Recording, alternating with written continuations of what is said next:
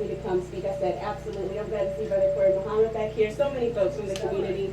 I just think this is such a beautiful moment.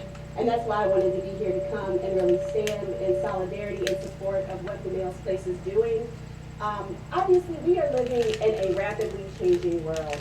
Rapidly changing. You hear a lot of talk about the importance to make sure our youth know about science and technology to really prepare them for some of these jobs that are coming up.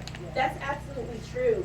But we need to recognize that agriculture, these issues of environmental racism, these issues are equally as important.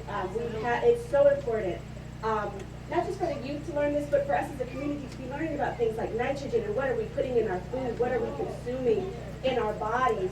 I love that the quote for today is, "He who feeds you controls you." That's right. That is a fact. That is a fact. There is no liberation. There is no liberation if we don't even control what we are taking into our bodies in the most basic way.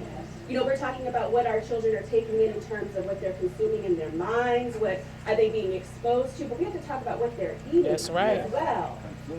You know, obviously I belong to the millennial generation, that's the common term for it. Yes. And much people say that we aren't doing stuff. There are a lot of millennials out here who are really trying to step up and really be leaders in this moment and in this time. Yeah. But even as someone, and I'm 31, even as someone who's 31 and is considered young, I'm looking now to the young people. I'm looking at people who are in middle school.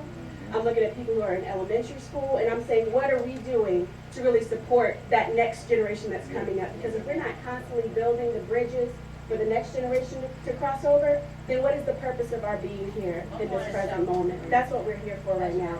So I'm so proud of everything that y'all are doing. I really admire you. I commend you. I have so much pride in you and in the Males Place as a member of this community right now. Just the last two things I want to say. A lot of folks ask me, you know, when I scaled the pole, you know, how did I do that? How was I able to do that? And I have to speak on courage and faith. First of all, I think the important thing to understand about courage is that it's not about being fearless. I was not fearless. It wasn't about being completely without fear. It was that I have a belief in something that's greater than my fear. Come on. And I also have faith. Yes. I have faith in God. There you go. I have seen what God has brought our people through up to this point. And that's what I lean on. And I also have faith that there can be a better future because we live the product of the struggle of our ancestors of the past.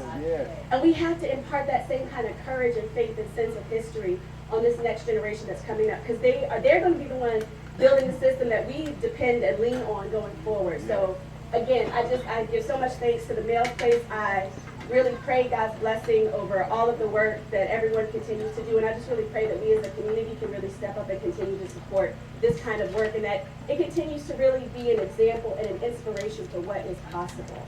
So thank you so much. God bless you.